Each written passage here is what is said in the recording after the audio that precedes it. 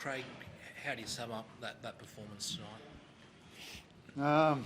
Yeah, they were too good for us. I've said a few times, that they really know what they're good at, and they just stick to it. They're relentless at sticking to what they plan to do. We sort of got off a little bit off the beaten track tonight, and we paid the price for that. In what sense? Like, the start was strong when Harry goes over. Where do you think things went wrong? There was a kick out on the full, a couple of errors. You can't really afford to do that. There was a couple of errors there that were, I don't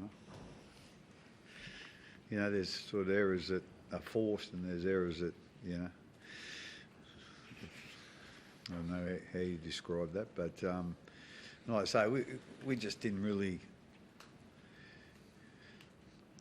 We didn't get into our plan for long enough periods, and like I say, at the end of the day, that's not an excuse, whatever. They were too good for us tonight, and they've been there and done that. And as I said, they're relentless at doing what they know works for them, and we probably weren't prepared, to go as far as they were, or as far as they did, with our game plan. Ryan Habenhausen said in one of the post-match interviews that they suffocated you. Did you feel like it was like that, Harry? That you just couldn't get into the game? Yeah, I think it was a lot of arm wrestle early in the game. Scoreline's 14-6, so obviously not a lot of points scored, and there was plenty of battles where it felt like we had a fair bit of field position, or they dominated field position. So that was a big part of the game, but they were able to get themselves out of that and then capitalise, which we probably didn't do well enough. And that's the side they are. They suffocate teams, and they've done that extremely well over the last few years. Like Craig said, they know their strengths and they just stick to them. So it's a good learning for us tonight. Craig, Cameron Munster on report for allegation of biting. Have you managed to speak to him yet? No. Have you been given any feedback on it? No, not from him, no. Does it surprise you that there was that allegation? Say again? Does it surprise you that there was such an allegation? I don't know. If he thought he was bitten, well, I suppose you're going to say it. Like I don't know. I seen a little bit of it. What's the name? But I don't know whether he bit him or not. And I haven't spoke to Munster about it, so I'm sure they'll work that out. What was your view, Craig, on the no try for Jack Howth in the second half? Again, it is what it is. It went up to the bunker and come down, no try. So at the end of the day, it doesn't matter what I think, or with all due respect, whether it was the right decision or wrong decision, I don't know. But at the end of the day, that's not in my control. What we we're always sort of preaching. Our way is to control what we can control. And like I say, that's not in our control. Maybe this is a question that it's too early to answer. But Penrith have spoken a lot about losing to you guys in 2020 was the making of them, and there's a lot of inexperienced guys in your team that, like Harry, your first grand final. Can this be in some ways the making of you guys and learning the lessons from tonight? Oh, we think we're going. Hopefully we'll be wiser for tonight. Learn a few things, and I don't think we're going to lose too many out of our squad next year. So there's a bit of a theory you've got to lose one before you can win one. So hopefully that's the case. But like I say, at the end of the day, we were outplayed tonight. They were too good. It was a tight tussle, obviously, with the score being that.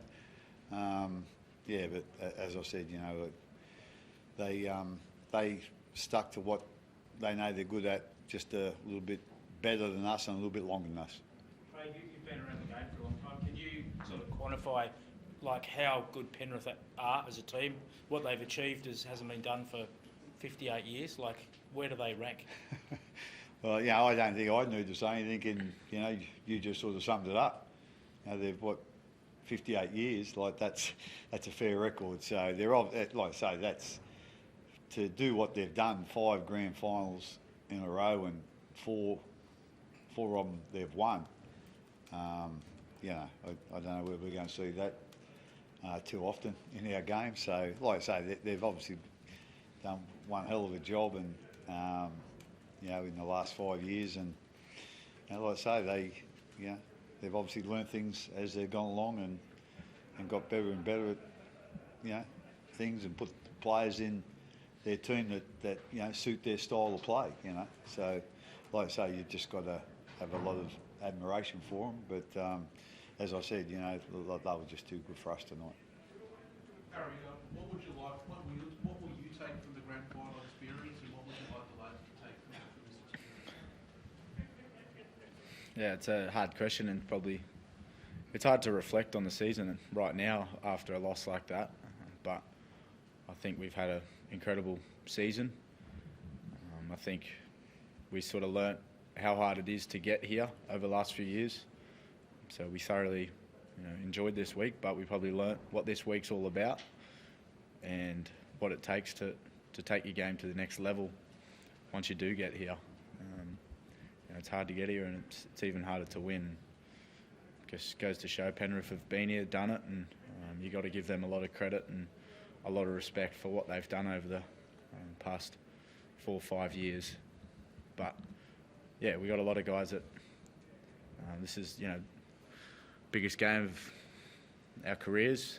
So that's a real learning, and like Craig said, sort of mentioned it earlier, we're keeping our squad together. We're adding to our squad. We'll be more experienced and better for the run next season. Craig, how much do you think you missed Nelson in the middle tonight, just his power and I guess the way the game played out territorially? Yeah, I think we did miss him without a doubt. Like, I'd be lying if I said we didn't miss him. We were struggling to make metres early, and I think that's one of his real strengths. So we certainly missed him without a doubt. Yeah. Craig, there was a moment ago there with 10 minutes left. I think you had a penalty goal. You were scrapping and clawing to get back into it. Was that call from the coach's box to play on, or did you want to take the 2 points then? No, actually, I was just thinking about the 2 points, and then the tap comes. So, like, at the end of the day, I wasn't strong on either decision. I probably, if we had a bit more time to think about it, probably would have took the 2, and then then we're 6 behind. But at the end of the day, it's they got back up there like after and as well, and they took a tap. They could have kicked another 2 points as well. So I don't think that was the wrong decision, right decision. They can work out either ways. And so just going on with what we talked about, with the experience and that. Like, I was just looking through our 2020 side, during the week, and we had 9 players from that squad that actually played against us this year in other teams. So, like Harry said, it was an inexperienced team for playing in the grand final. So hopefully, we can build on that next year and go from there, because we're not losing too many other squad. Harry, just on what George was asking before about the bite, or the alleged bite, did you get a sense of whether there was something accidental that happened out there? I don't need to make a comment on it. They'll sort that out themselves, and